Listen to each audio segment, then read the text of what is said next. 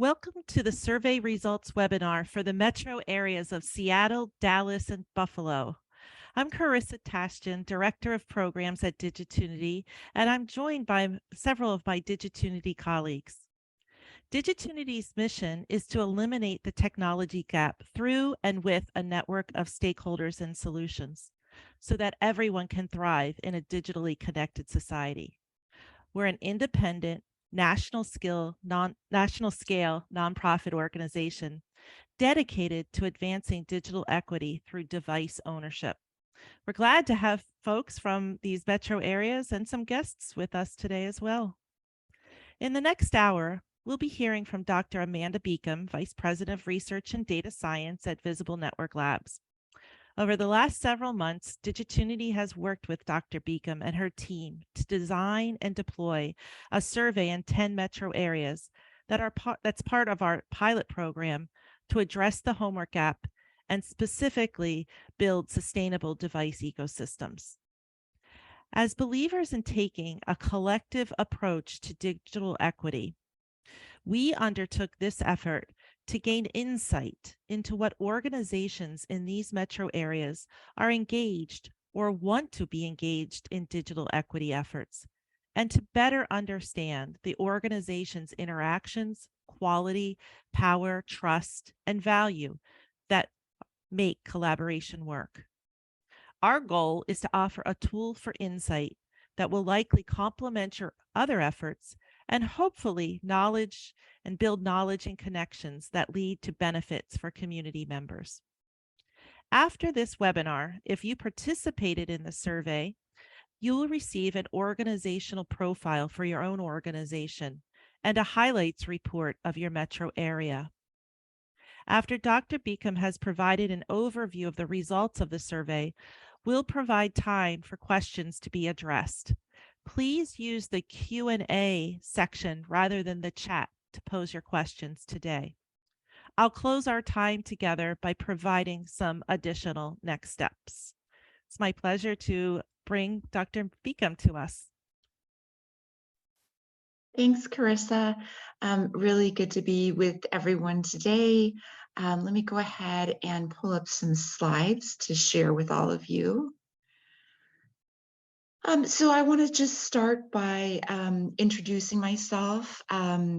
I've had the pleasure of working with Digitunity on this project, and I have done so with a number of my colleagues, including the key project manager for this work, Kaylee Baczynski, who's also here today. Let me go ahead and start out by just giving you all an overview. For some of you, this will sound familiar, and for those of you who didn't participate in the survey, just a little overview of what we were trying to do. We launched an online survey in May of 2022 in partnership with Digitunity. And we had a couple of overarching research questions. We really wanted to try to understand the ecosystem of stakeholders that were engaged in trying to advance digital equity in their communities. We did this with Digitunity across 10 cities in the US, and today we're going to be focusing on 3 of those. So we're really just wanting to understand who is currently working together to try to address this problem. What are some characteristics of their collaborative relationships with one another? What are they trying to accomplish? And then understand how specifically they work together. What are the populations that they're serving? What sorts of resources do these stakeholders bring to this digital equity ecosystem? And then finally, how do they view the current state of digital equity work in their communities, and what do they really feel should be prioritized going forward in this work? So those are some of the highlights that I'll be sharing today. Let's just dive right in. As Carissa said, if you have questions, please put those in the Q&A. We'll answer them as we go along, and if not as we go, definitely at the end.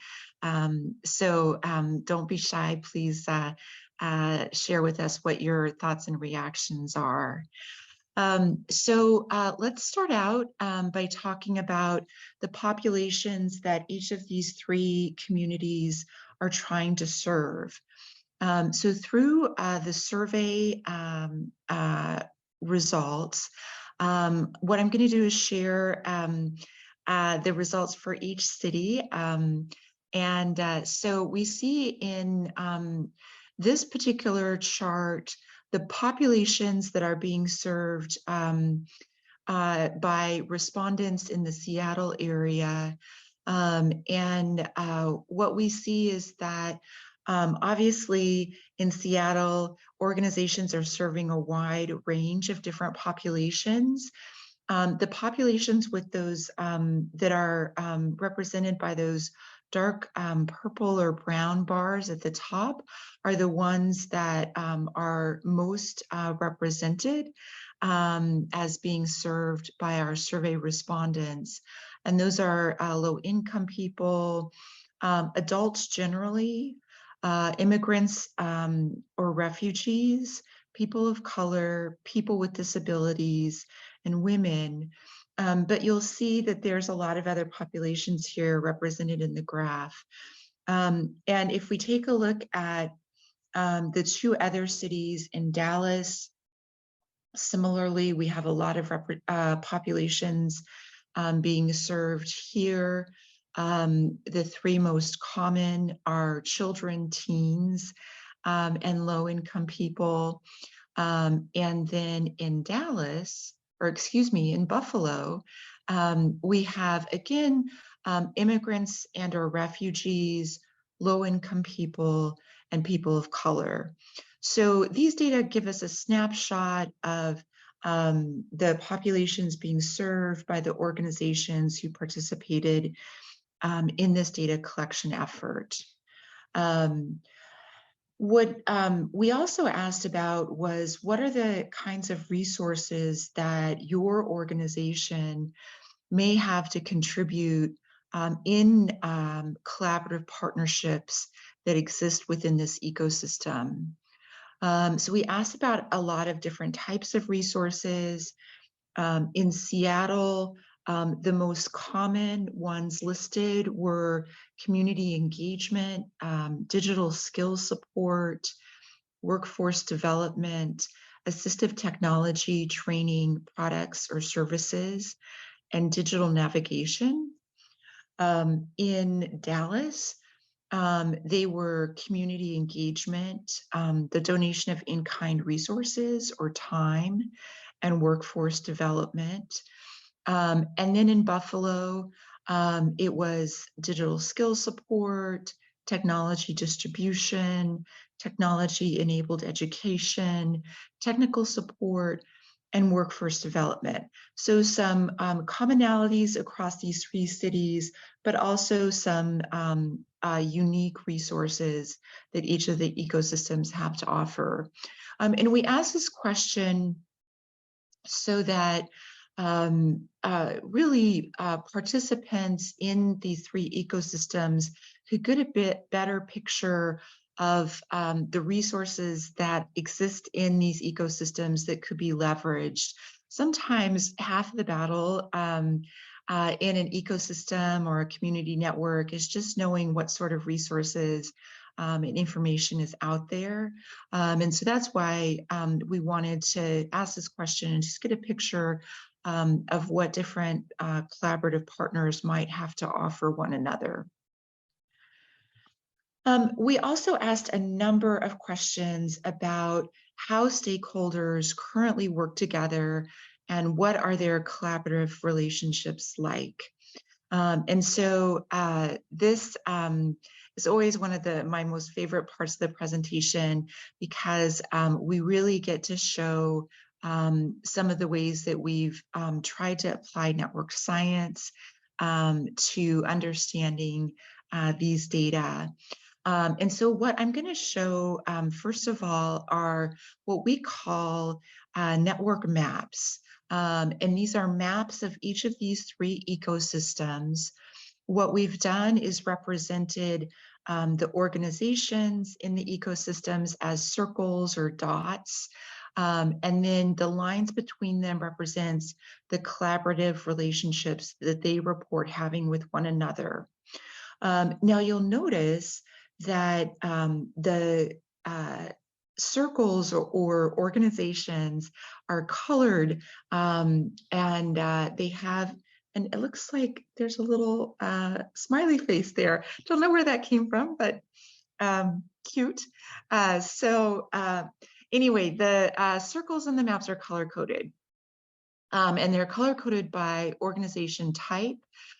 So we have yellow representing nonprofit organizations, this blue or teal color representing public or government agencies, and then orange representing private companies. And so you'll see immediately that these network maps are all a little bit different looking in the different cities.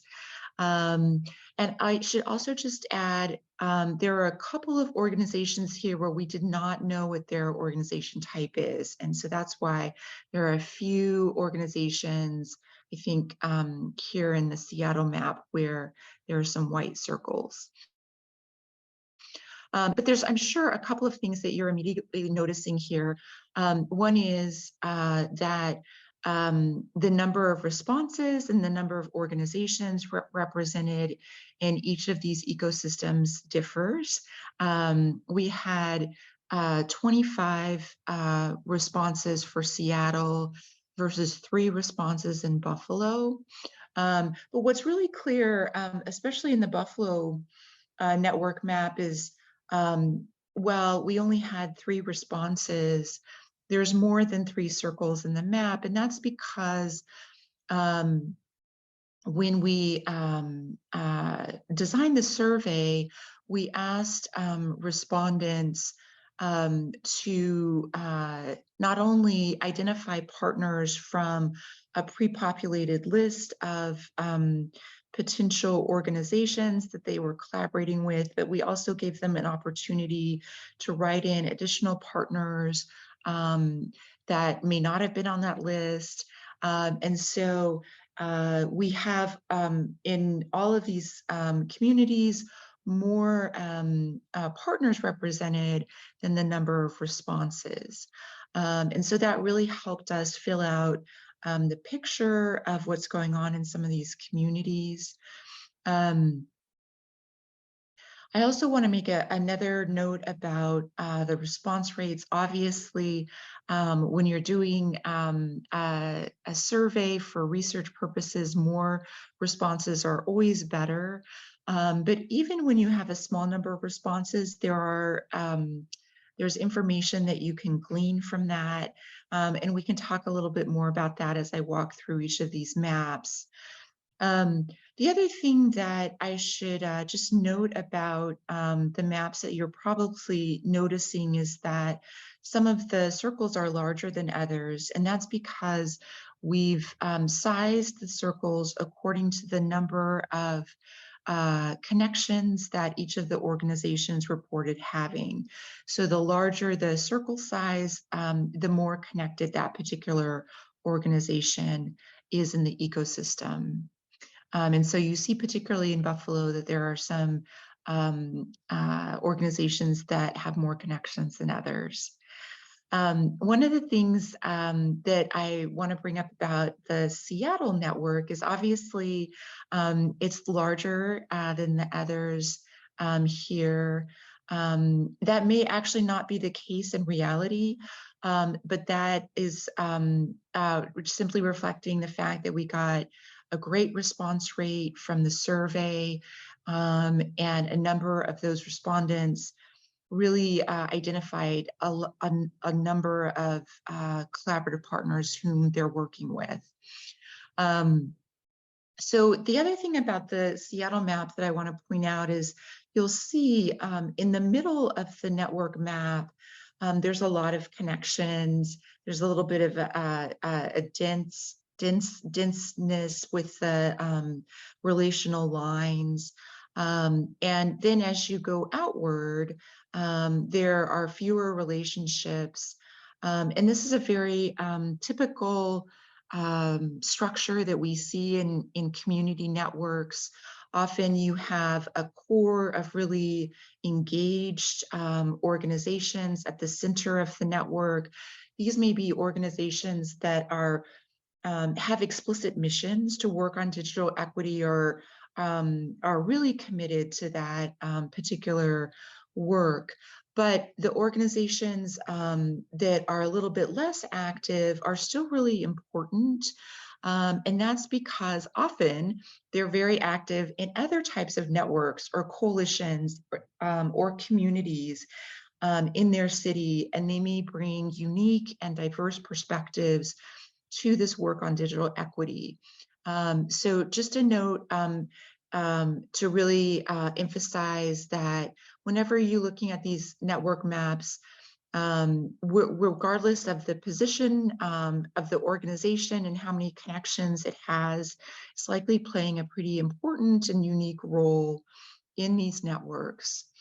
The other thing that is true in Seattle and actually all of these three networks is that there aren't a lot of private organizations.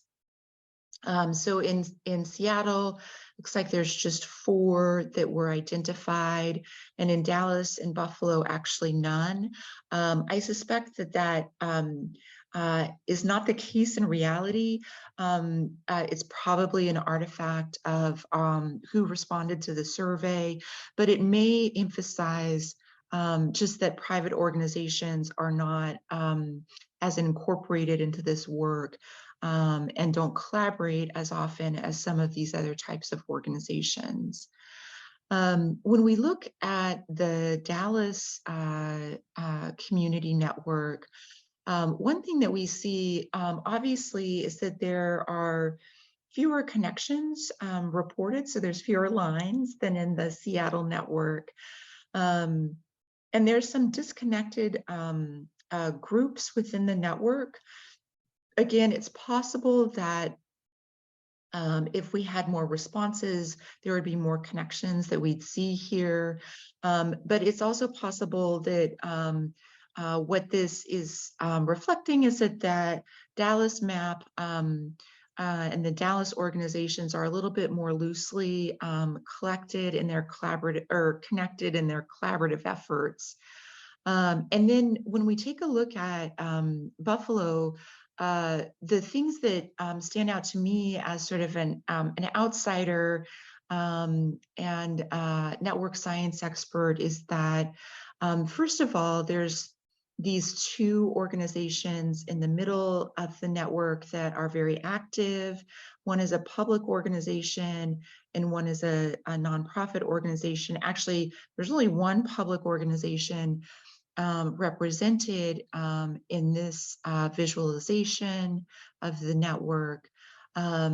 But that public organization is obviously very active in playing a critical role along with this other nonprofit partner that it has. And so these 2 organizations are really very active and probably key stakeholders in this network. Maybe they're the organizations that are focusing the most on digital equity work, but then there are some important other partners that are connected and interconnected to these 2 key players. So 3 very different ecosystems as represented in these networks. I'm sure that if there are some of you who took the survey from these 3 different cities, you may be looking at this and either saying, oh yeah, that reflects my understanding of what's going on in my ecosystem, or you may be thinking, actually, I think, you know, it's different from what this map is representing. And would love to hear your impressions on this later in the presentation. So that's what the survey data told us about what these network maps and ecosystems are like from sort of a 30,000-foot view. And in some of the later data that I'll share, we're going to zoom in a little bit more on the details of these relationships. But before we do that, I just also want to give you all a comparison to what some other community networks have looked like that we've mapped in the past. These are all real networks that our organization, Visible Network Labs, has worked with. And they're a little bit different from the ecosystems that we mapped with Digitunity on digital equity, because these all represent formal networks that meet regularly, have established membership lists, um, have been working together for quite a while, and are really have built up a lot of collaborative relationships over time. And what you'll see is these network maps look pretty similar to the Seattle map. The Seattle map is a little bit less dense. There's fewer connections and fewer organizations, but same sort of structure in that there's this core in the Seattle map of very active members, and then a less active periphery, and that's what we're seeing with these other community networks that we've worked with. So I just want to emphasize this is a very common network structure that we see, especially when you're looking at networks that have been working together over a long period of time.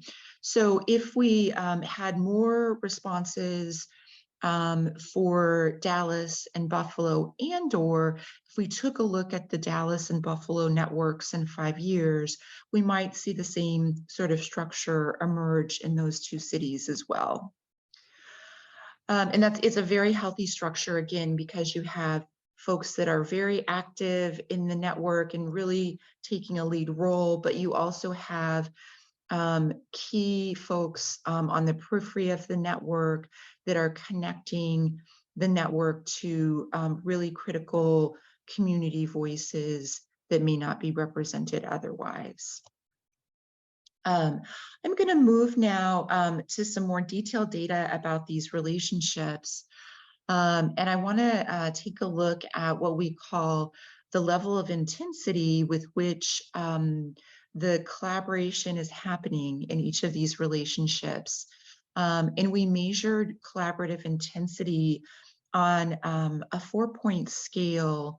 And we looked at sort of at one end of the scale with low intensity, sort of an awareness type of relationship where two organizations may just be aware of what one another are doing, what their mission is, maybe what some of their services are. And then on the other end of the spectrum, over on integration, they may be working together really closely. You may have a formal contract or MOU with one another to try to really coordinate their services. And then these sort of these two middle levels of collaboration, cooperation, and coordination are representing relationships where either you're maybe informally exchanging information and resources with one another, or you may have just started to sort of synchronize programming, do some joint programming with one another. And we ask about this level of collaborative intensity so that we have a better understanding of how closely the organizations in an ecosystem are working with one another, and really to just better characterize how they're collaborating. And what we see in this particular chart is the level of collaborative intensity in Seattle. And you'll see that about 37% of the relationships reported in Seattle, and again, by relationships, we're talking about all these lines that we saw on this network map earlier. About 37% of those lines or relationships are at the awareness level. And then we have about 40% that are at the cooperative or coordinated levels, and 22% at integration. And this is a really healthy distribution. Generally, if we see a distribution where there's really high percentage at awareness, we think, oh, maybe this ecosystem is not really leveraging fully their collaborative advantage. They're aware of one another, but they may not actually be working together very collaboratively, and that may be an action step for them to take going forward. Whereas if you have maybe 75% of relationships at the integrated level, you might be, of course, accomplishing quite a bit together.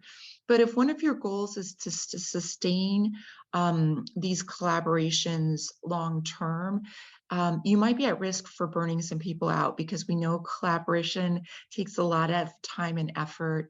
The more intensely you collaborate, the more at risk you may be for burning out on that work. So this is what the picture is like in Seattle. In Dallas, what we see is we have about 36% at the awareness level, another 36% at the cooperative level, and then 27% at the coordinated level. None of the relationships are at the integrated level. And so that may indicate that going forward, Dallas might want to, with some of their partnerships, really work together a little bit more intensively to try to get some of their goals accomplished. But again, this is a pretty healthy distribution. And then finally, in Buffalo, we see a slightly different picture. So almost 60% of relationships are at this cooperative level, 33% at the coordinated level, and then 8% at the integrated level. And this is also a pretty healthy distribution. Remember, we had a pretty low response rate in Buffalo, so not a lot of relationships represented here, but having a lot at these two middle levels is a pretty healthy place to be, and tells us that the network is doing a lot of work, either sort of informally working together, making referrals, attending meetings together, or starting to do that sort of joint programming. We also asked about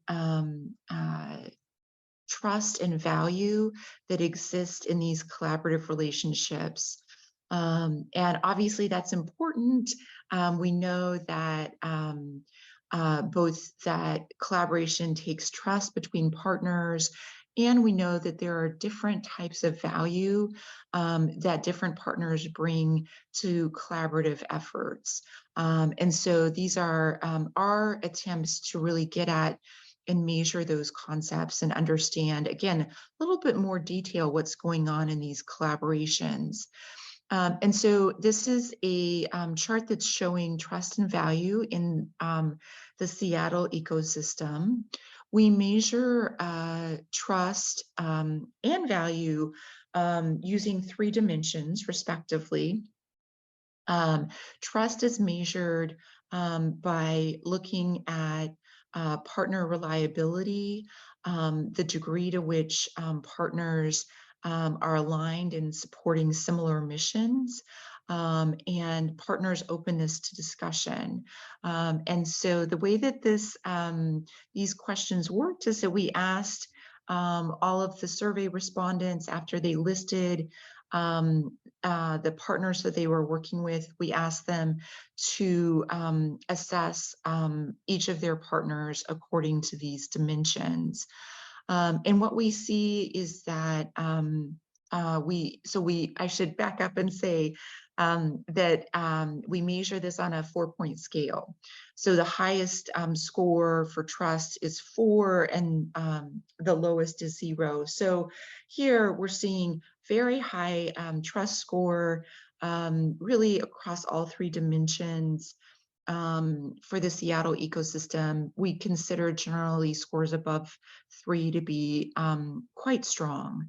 What this is telling me, again, just as an outsider, having conducted this research, is that there's a really strong foundation of trust in the Seattle ecosystem that can be used to build collaboration and really affect change.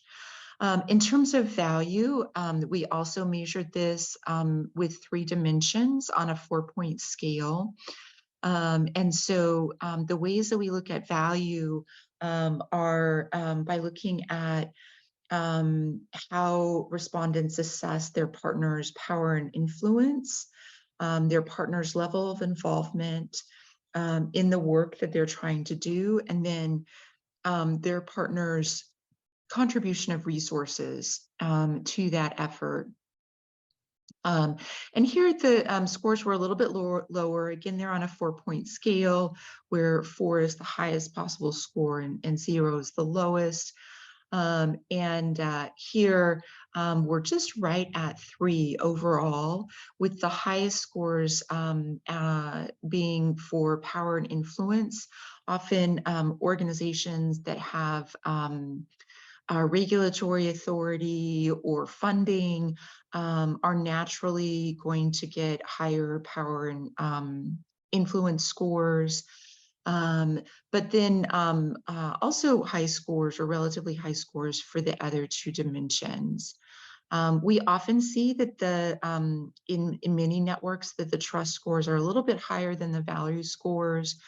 And one of the reasons that we think it's important to ask about value is if, again, you saw that one of these value scores was really low, that might tell you that, like, for example, if the power and influence score was really low, that might tell you, it might be useful for our ecosystem to try to invite some more foundations with funding to engage with our work.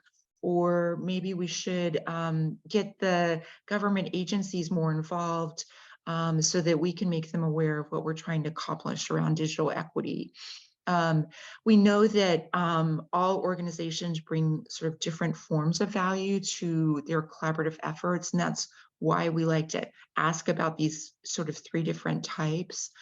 To really recognize that, okay, maybe you're not a foundation, you don't have any money to give out, but you're really, committed to contributing resources. So that's the utility with these questions. And these are the Seattle results. When we take a look at the Dallas results, also really high scores, both trust and value, average scores are above 3. Here with the trust scores, you had some really high scores around partner reliability and openness to discussion. On the value scores, again, high scores around power and influence, a little bit lower for level involvement, still a high, strong score overall. Again, this is telling me as an outsider that this ecosystem really has sort of a strong foundation with which to build collaborative work. And then finally in Buffalo, strong trust score again, a 4.0 partner reliability score, and then slightly lower around alignment on mission and openness to discussion. The value score, is a little bit lower, mostly because of the resource contribution dimension being scored a little bit lower. So if I was in the Buffalo ecosystem, I might ask myself first, do I think that's accurate and representative of the overall ecosystem? And then if I think it is, it might tell me that I should think about how we can encourage members of the ecosystem to contribute more of their resources to what's going on with the collective work. So I want to now turn in our final time to talking about what respondents in each of these cities had to say about how successful they had been and how successful they feel their communities have been in making progress on digital equity work so far and what they really hope to see going forward. First of all, we asked all respondents to rate the level of success that their community had seen across a number of different digital equity objectives. You're seeing the results here for Seattle. And let me just orient you to what you're looking at. The text here on the left is showing all of these different digital equity objectives that we asked about. And then the bars here are representing the respondents' success ratings for each of these objectives. And blue and teal are representing high success ratings. Blue is very successful, teal is somewhat successful. And then green means neither successful or unsuccessful. And then finally, orange and purple are ratings of a lack of success. And importantly, we also have, as represented in gray, respondents that just weren't sure how their community was doing on these particular objectives. What we've done here with the red line is separated the objectives where more than or 50% or more of respondents thought that they were achieving success from those objectives where they were a little bit less successful. So in Seattle, the consensus was that actually on a number of objectives, the community had seen some success. Most successful, according to respondents, was the task of identifying populations experiencing digital equity. Majority of respondents felt that their ecosystem and community had seen success in that objective. But also a lot of success in increasing access to devices, internet, skills training, technical support, some success in collaboration among leaders and local organizations for digital equity, success in engaging government in these efforts, in increasing public awareness, and committing to long-term solutions to digital inequity. Seattle had identified a number of areas where they felt they had achieved success. Obviously, equally as instructive is taking a look at areas where respondents felt like there was not as much success. For example, engaging philanthropy in equity efforts, or addressing digital inequity through policy, which we know takes a long time in this more challenging objective to achieve. That's a picture in Seattle. In Dallas, the objective that 50% or more of respondents felt had been most successful was in increasing the capacity of organizations providing devices, internet access, skills training, and et cetera, to the community. So that's really the key objective identified by Dallas participants in the survey as being most effective. Whereas in contrast, there was less success around engagement of the government in digital equity efforts, engagement of philanthropy, and engagement of the private sector. And that certainly, I think, was reflected in the original network maps that we were showing of Dallas, where, let me just go back. Um, most of the organizations in the Dallas map were nonprofit organizations. There were a couple of public organizations represented and no private businesses. So those results definitely support one another. Let me go back here. And then let's take a last look at what Buffalo respondents had to say. So in Buffalo, and remember, we only had 3 respondents in Buffalo, so response rate was low, but this is what those 3 respondents said, and that was actually that they felt there was a lot of success across a number of digital equity objectives.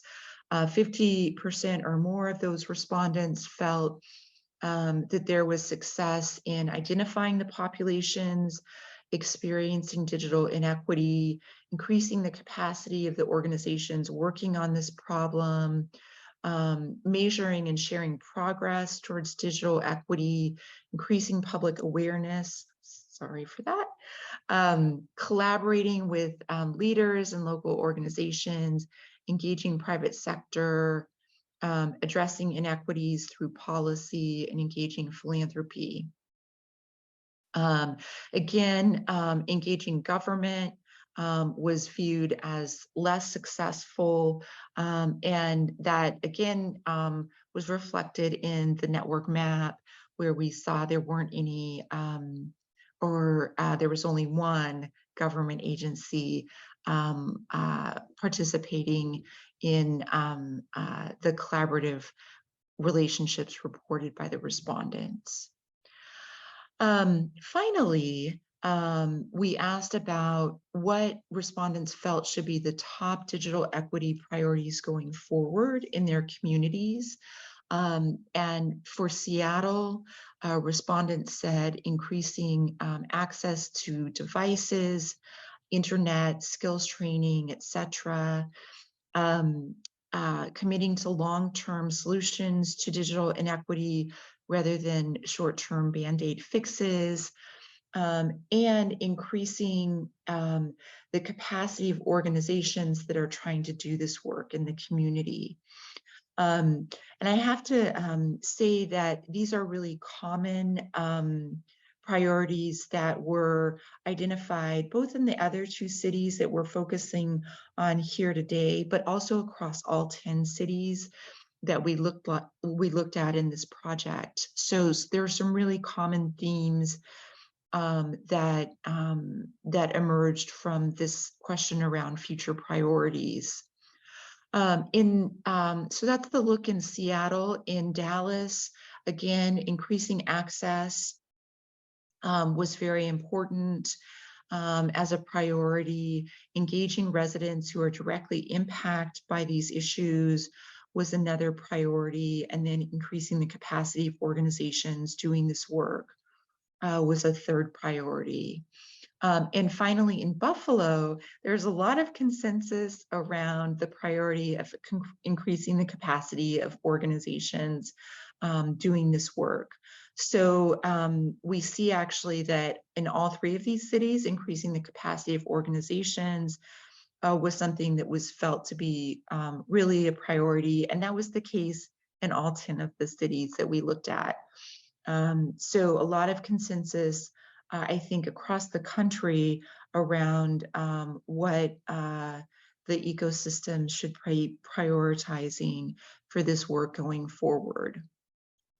I'm going to stop here and see if we have any questions or comments, and also, if not, turn the floor back over to Carissa. I don't see any questions in the queue, but anyone is welcome to add in questions. In the meantime, I'll wrap us up with some final reminders.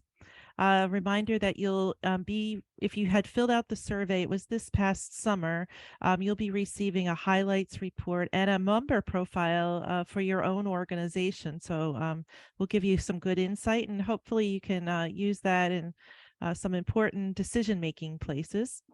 Also, I want to let you know that you'll also be receiving a feedback survey through Digitunity's email. So be on the lookout for that. Finally, we'll be want the conversation to continue. So we'll be hosting some regional meetings in the new year, talking about how it will be your meetings. We're starting out with the 10 cities and have broken them into regions, and other organizations and states and within those regions are welcome to join the call over time. But yes, you'll be leading, and we want to hear back from you. What is happening in digital equity and specifically around devices in your community. And we want to give you the space and support to amplify what you're doing, learn from each other, and over time, perhaps this may become a community of practice or something more formal. So you'll be receiving the dates in January after in a follow-up emails, but just to take a little quick note of where you're located on this list. Oh, yep, we're looking at January 2023, and we'd love to have you join us. I don't see any more questions in the Q&A, but we're always here. If you have any questions or feedback or concerns, we're here to hear that. And I want to thank my Digitunity colleagues. Sonia, thank you so much for the behind the scenes work, as well as Lindsay. And Dr. Beacom and Kaylee, appreciative of our partnership. Thanks, everyone.